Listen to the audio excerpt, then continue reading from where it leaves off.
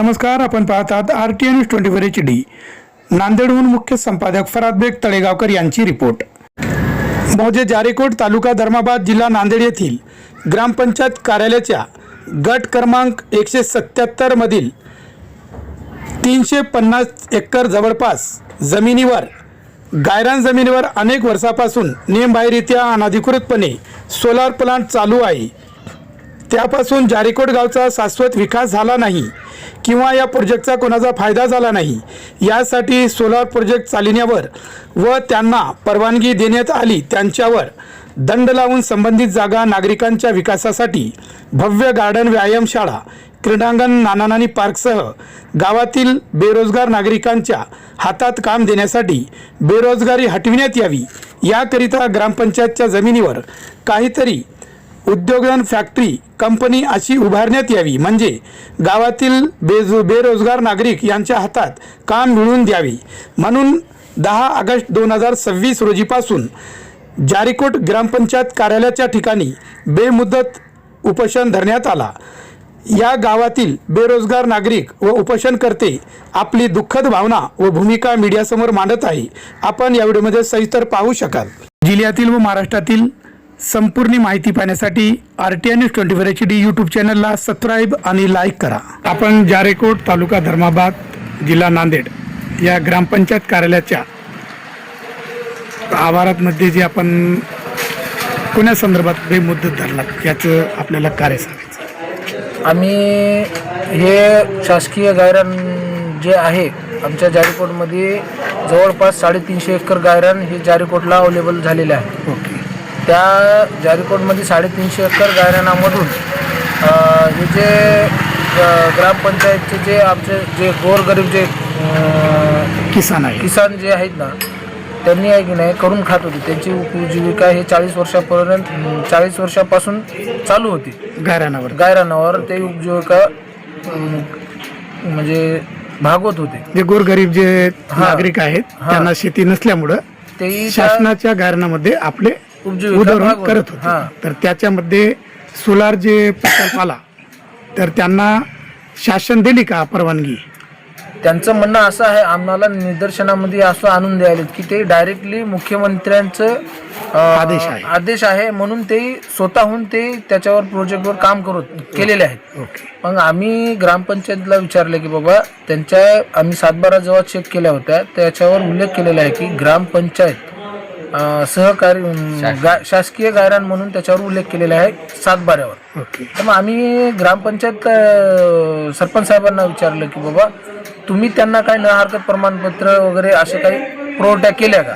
तर मग सरपंचाचं म्हणणं आहे की आम्ही न हरकत प्रमाणपत्र वगैरे काही दिल्या नाही, फक्त तोंडी सांगितल्या, गोष्टी चालू आहेत. आता ग्रामसभा व ग्रामसभाच्या ग्रामपंचायत ठराव असं काही घेण्यात आलं नाही. ठरावामध्ये एक ग्रामसभा आमची एक घेतलेली होती. त्या ठरावामध्ये सगळं गावकऱ्यांना विचारले होते की, आणि त्याच्यामध्ये आपले महावितरणचे साहेब पण आले होते, त्याच्यानंतर BDO साहेब पण आले होते, आणि असे 2-3 साहेब आले, तहसीलदार सुद्धा साहेब आले होते. तहसीलदार मार्फत त्याचे 2 कर्मचारी आले होते, त्यांच्यासोबत आले होते आणि त्याच्यानंतर कलेक्टर साहेबाचे 2 माणसं आले होते. त्या ग्रामसभेमध्ये ठराव असा झाला होता की आम्हाला ते जागा द्यायची नाही आणि तुम्हाला प्रकल्प आम्हाला उभा करू द्यायची नाही, असा ठराव झाला होता. आणि त्यांनी काय केलं, परत मग आमचा विरोध असल्यामुळं ते 1 ते 1.5 वर्ष तिथं काही कोणतंही काम केले नाही. नंतर मग पोलिसाच्या बळावर आणि तहसीलदार साहेबांनी आमच्यावर त्याचं जे काही दबाव आणून त्या पद्धतीनं त्या ठिकाणी सोलार उभा केलेलं होतं. आम्हाला वाटले की मधल्यामध्ये कदाचित सगळीला म्हणजे त्याच्या भरोशात घेऊन समजा काम झालं असेल आमची अपेक्षा होती. त्याच्यानंतर आम्हाला आश्वासन दिलं होतं की बाबा आम्ही म्हणले होते की काम जर करत असेल आमच्या गावामधून काही लोकांना तुम्ही घ्या तिथं कामाला, जे बेरोजगार आहेत समजा ज्यांना कामाची आवश्यकता आहे त्या ठिकाणी त्यांना घ्या. तुमच्या नियमात जो बसेल समजा त्या पद्धतीचं तुम्ही त्या ठिकाणी माणूस घ्या. तर आमचे 4 लोक जरी इथं लागले असते समजा त्यांचं घर चाललं असतं. आमचे विचार होते, त्याचं म्हणणं होतं की आम्ही काम करेपर्यंत घेतो असं त्याचा निर्णय होता. मग ते काय केले, नंतर टाळाटाळ केले. आता त्याचं म्हणणं आहे की आम्ही काय घ्यावं तुमची माणसं.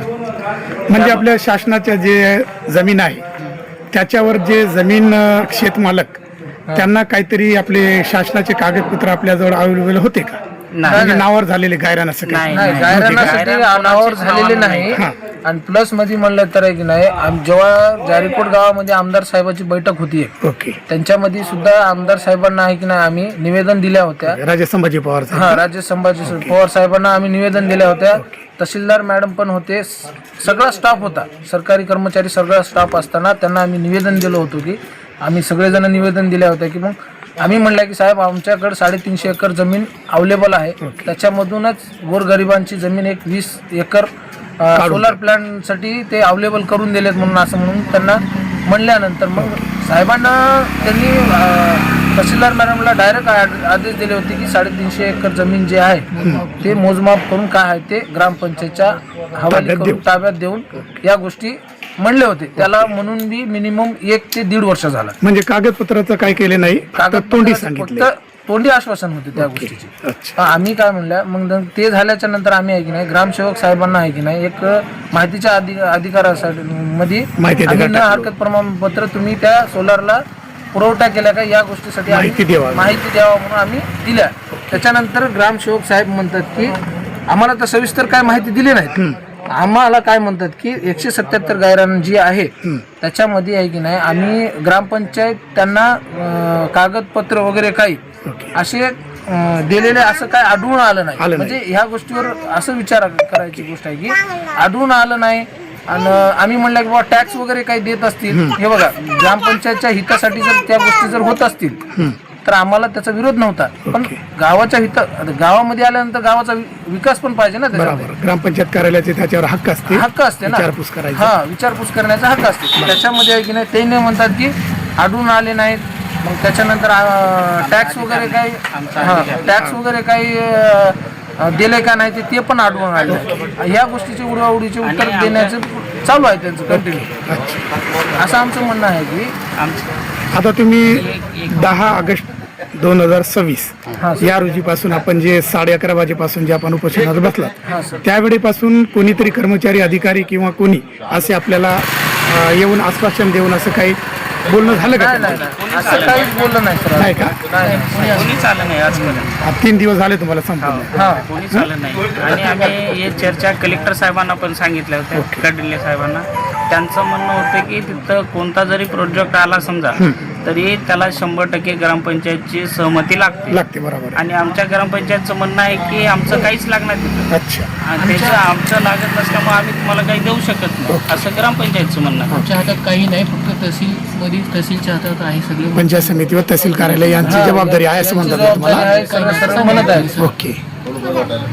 तर आता आपण जे बेमुदत धरणे आंदोलन धरलात तर आपण पूर्ण निर्णय लागेपर्यंत असंच बसणार का? हा साहेब, आमचे जोपर्यंत पूर्ण आमचे जे आम्ही जे मागण्या त्यांच्या पुढे ठेवलेल्या आहेत ते पूर्ण जोपर्यंत मागण्या होत नाहीत तोपर्यंत आम्ही उपोषण सोडणार नाही.